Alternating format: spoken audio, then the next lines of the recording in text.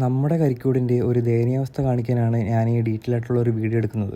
ഈ കാണുന്നതാണ് നമ്മളുടെ നാഷണൽ ഹൈവേ 744. സമയം വെളുപ്പിന് 5:25. ഇനി കാണുന്ന വിഷ്വൽസ് കണ്ടിട്ട് നിങ്ങൾ തന്നെ അഭിപ്രായം പറയണം. കാരണം ഇതൊരു ഒട്ടും വിസിബിലിറ്റി ഇല്ലാത്തൊരു പാലമാണ്. കൊല്ലത്തോട്ട് പോകുന്നവർക്ക് ഏകദേശം മനസ്സിലാവും ഇതൊരു ഡെഡ് എൻഡ് കർവാണ്. വേണ്ടുന്ന രീതിയിൽ ഒരു സൈൻ ബോർഡോ ഒരു സ്പീഡ് ബ്രേക്കറോ പോലും ഇല്ലാത്തൊരു പാലമാണിത്.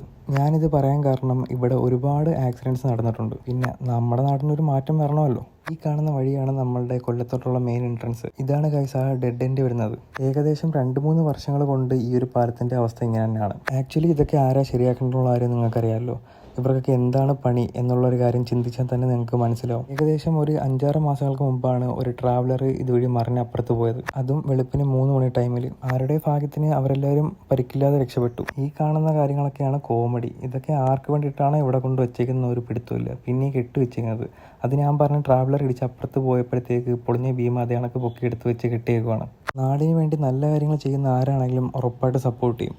അതായിരുന്നു ഈ മൈജിക്കാർ ബ്രാൻഡ് പ്രൊമോഷൻ്റെ കാര്യത്തിനായി പോസ്റ്റുകൾ നിർമ്മിച്ചെങ്കിലും അത് ഒരു പക്ഷേ വൻ പരാജയമായിരുന്നു. സേഫ്റ്റി ആൻഡ് മെയിൻ്റനൻസ് ഈ 2 കാര്യത്തിലും ഒരു ശ്രദ്ധ പോലും വരുത്തിയിട്ടില്ല. പറയാൻ കാരണം ഈ ഒരു ആളക്കൊല്ലി സാധനമാണ്. ഏകദേശം 1 മാസത്തോളമായി ഈ ഒരു പോസ്റ്റ് ഇവിടെ കിടക്കുന്നു. കാരണം കണ്ടെയ്നർ ഇടിച്ചിട്ടതാണ് ഈ ഒരു പോസ്റ്റ്. കഴിവതും ഇതുവഴി ബൈക്കിൽ പോകുന്ന എല്ലാവരും ശ്രദ്ധിക്കുക. ഞാനൊരു പാർട്ടിക്കാരനല്ല, പക്ഷേ പറയേണ്ട കാര്യങ്ങൾ പറയേണ്ട സ്ഥലത്ത് ഞാൻ പറയും.